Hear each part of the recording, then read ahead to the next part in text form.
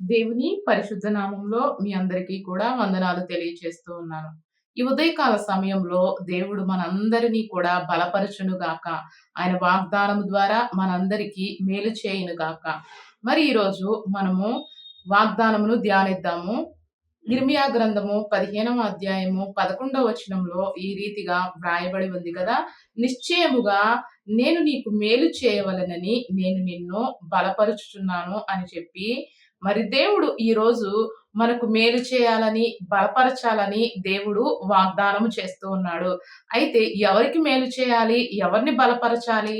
అన్నీ బాగున్న వాళ్ళని మనమేమి బాగు చేయవసరం లేదు, బలపరచవసరం లేదు. మరి ఈ యొక్క వచనము ఇశ్రాయేలీయులతో చెబుతూ ఉన్నారు.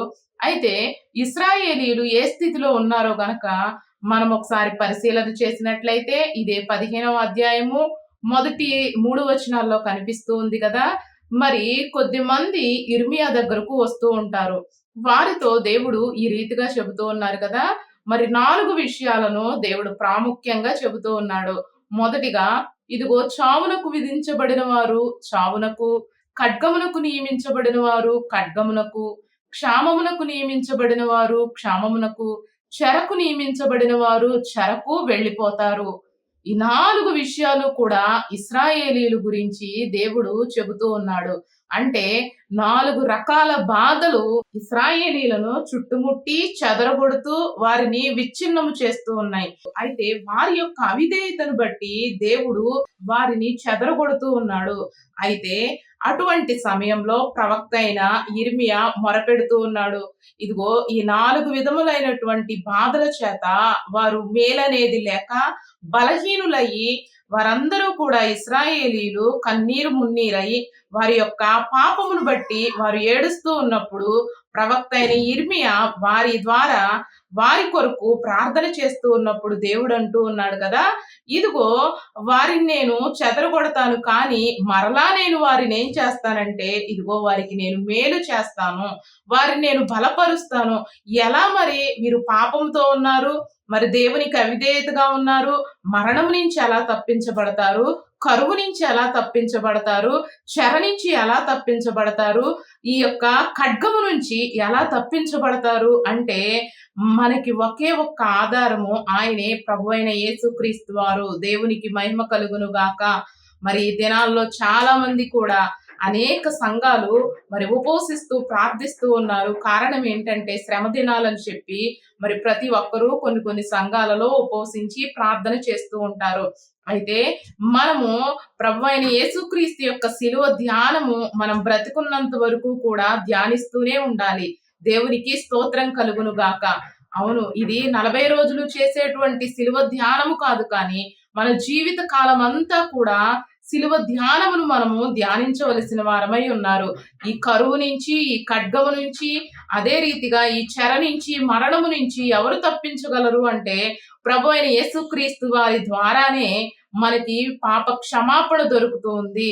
అలాగే ప్రతి ఒక్కరూ, పాపి అయిన మానవుడు మరి ప్రభువైన యేసుక్రీస్తు వారి రక్తము ద్వారానే విమోచన చెంది ఇదిగో ఈ యొక్క శిక్షల నుంచి తప్పించబడతారు. అయితే యేసయ్య అంటూ ఉన్నాడు కదా, నేను నీకు మేలు చేస్తాను.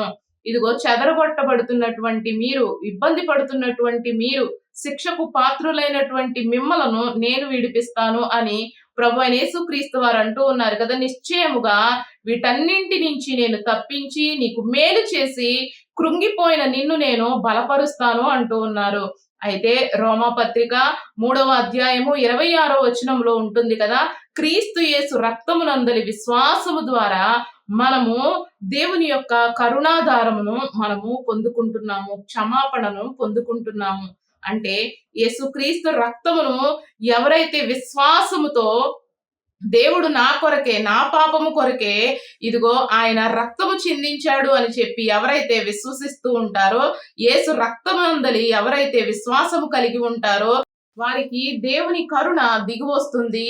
దేవుని కరుణ ద్వారా మనం ఈ 4 రకాలైనటువంటి చెరల నుంచి మనము విడిపించబడతాము. కరువు నుంచి, క్షామము నుంచి, ఆత్మీయ మరణము నుంచి, చెరలాంటి అనుభవాల నుంచి, ఆ బంధకాల నుంచి మనం విడిపించబడతాము. ఎప్పుడు అంటే యేసుక్రీస్తు వారి రక్తము ద్వారా మనకి కరుణ కలుగుతుంది. ఆ రక్తమును నమ్మి పశ్చాత్తాపడితే కరుణ ద్వారా మనకి మేలు కలుగుతుంది. అలాగే మనకి బలం కలుగుతుంది. దేవుడు అంటూ ఉన్నాడు, నీకు మేలు చేసి నిన్ను బలపరుస్తాను. ఈ వాగ్దానమును వింటున్నటువంటి ప్రియ దేవుని బిడ్డలారా, యేసు రక్తమునందలి విశ్వాసం ఉంచండి. ఇదిగో దేవుడు అన్నీ మీకు మేలే చేయబోతూ ఉన్నాడు. అలాగే బలహీనులమైనటువంటి మనలను యేసు రక్తమే మనలను బలపరుస్తూ ఉంది. కాబట్టి వాగ్దానమును నమ్మి ప్రార్థన చేద్దాం. దేవుడు మనలను దీవించును గాక. ఆమేన్.